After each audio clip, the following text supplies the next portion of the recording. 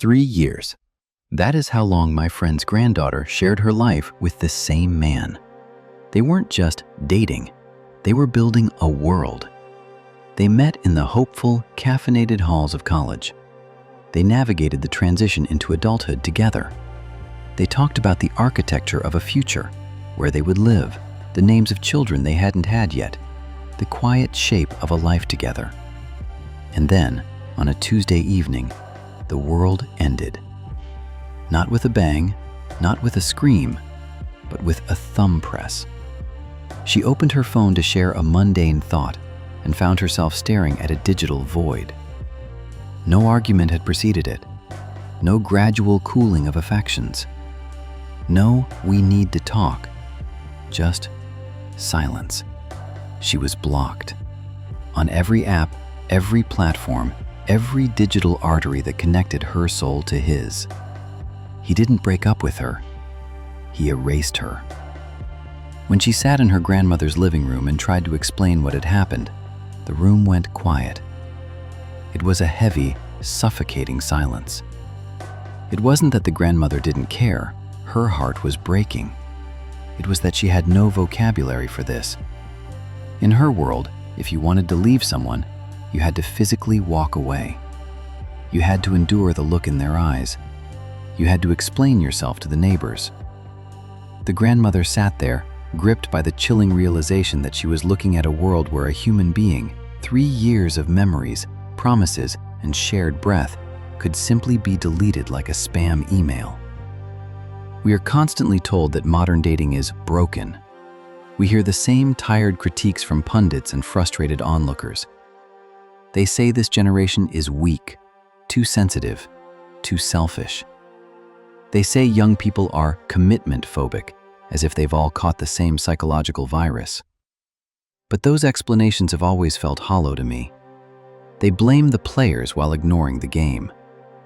When millions of people, spanning different countries, diverse cultures, and every economic background, all report the same specific type of exhaustion, we have to stop looking at character and start looking at structure. If 1,000 light bulbs blow out at the same time, you don't blame the bulbs, you check the wiring of the house. Tonight, I don't want to give you dating tips. I don't want to talk about red flags or how to take better profile pictures. I want to talk about the tectonic plates that shifted beneath our feet while we were busy looking at our screens. I want to talk about how we traded the heavy containers of the past for a frictionless world and what we lost in the exchange. To understand why the present feels so thin, we have to look back to 1970. Not with a hazy, golden nostalgia that ignores the flaws of the past, but with clear, clinical eyes. In 1970, love was heavy. If you liked someone, there was no such thing as a low-stakes interaction. You didn't send a casual, disappearing text. You had to walk to the kitchen, pick up a landline tethered to the wall, and dial a number. Very often, a parent answered. You had to introduce yourself. You had to state your intentions to a gatekeeper. Your voice had to be steady because your reputation was on the line before the person you liked even picked up the receiver. That friction, that tiny, annoying obstacle, mattered. It acted as a filter. It ensured that only those with a baseline of genuine intent actually made the call. Furthermore, dating didn't happen in a vacuum. It happened inside heavy containers: schools, workplaces, churches, tight-knit neighborhoods. Relationships were semi-public. There were witnesses. If you treated someone badly, the tribe knew. Your social capital was tied to your romantic conduct. Leaving a relationship wasn't impossible, but it was expensive. It cost you socially. It cost you emotionally. Sometimes it cost you your standing in the community permanently. Because escape was difficult, people were forced to deal with the inherent friction of being human: boredom, misunderstandings, the inevitable periods of discomfort. People weren't more virtuous in 1970. They weren't better at love. They were simply held in place by a structure that made staying the path of least resistance. The container was strong enough to hold the liquid even when it turned to ice or steam. Then we began to redesign the world. Over the last 50 years, the primary goal of our civilization has been the removal of friction. We optimized for freedom, efficiency, and absolute comfort. We applied this logic to everything. If a toaster breaks, we don't fix it, we prime order a new one. If a job feels slightly unfulfilling, we are told to pivot immediately. If a neighbor is annoying, we don't resolve the conflict, we put on noise-canceling headphones or move. This logic is a miracle for technology and machines. It is a catastrophe for human relationships. Then came the final tool, the dating app. Apps didn't create the shift toward disposability, they merely provided the perfect interface for it. They turned dating into a marketplace, the ultimate frictionless environment. Profiles replaced people. You aren't looking at a soul, you are looking at a curated set of data points. Attributes replaced character. We filter for height, politics, and hobbies before we ever experience the vibe of a person's presence. Choice replaced commitment. But the most significant change, the one that changed the very chemistry of our hearts, is that exits became free. We often call ghosting a form of rudeness, like forgetting to say thank you. But ghosting is something far more sinister. It is existence deletion. In the era of heavy containers, disappearing was a physical impossibility. If you stopped talking to someone, you'd still see them at the grocery store. You'd see their brother at work. You'd see their best friend at the pub. The social scaffolding kept you accountable for your presence. You had to acknowledge the other person's humanity because the community wouldn't let you ignore it. Today, we meet in digital silos. We often share no mutual friends, no shared workplace, no common ground other than the app itself. This creates a terrifying kind of anonymity. You can vanish without a single ripple in your social pond. For the person left behind, this feels violent because it denies their reality. When someone vanishes without a word, they aren't just saying, "I don't want to be with you." They are saying, "The time we spent together didn't happen. You are not worth the 30 seconds it takes to acknowledge your existence." This wasn't possible before, not because people were kinder in the past, but because the structure of society acted as a safety harness. We have cut the harness in the name of freedom, and now we are surprised that so many people are falling. The late sociologist Zygmunt Bauman had a haunting term for this: liquid love. Think about the difference between stone and water.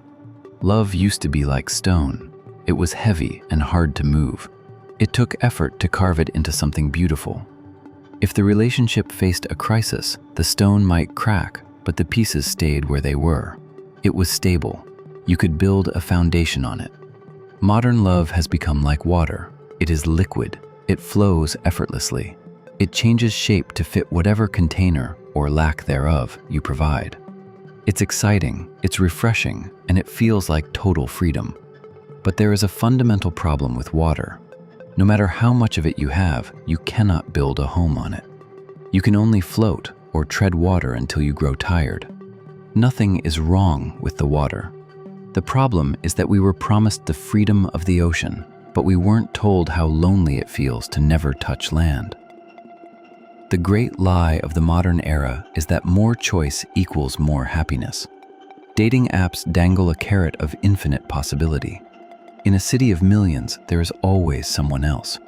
Someone taller, someone funnier, someone who likes the same obscure indie films. This abundance creates a permanent state of choice anxiety.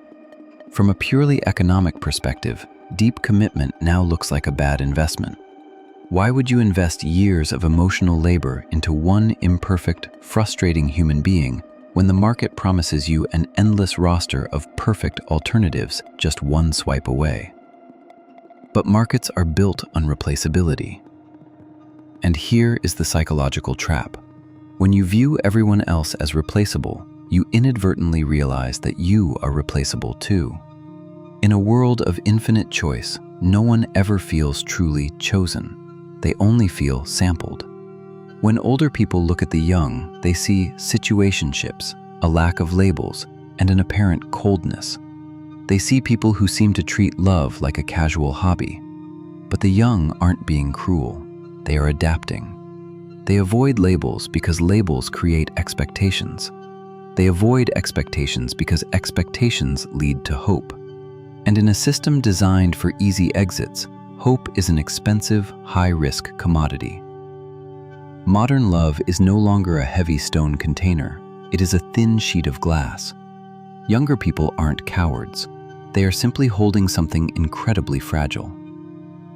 They know that if they squeeze it too hard, if they dare to commit fully, to hope deeply, and the other person decides to delete them, they will be the ones left bleeding. A situationship is not a moral failure. It is a survival strategy.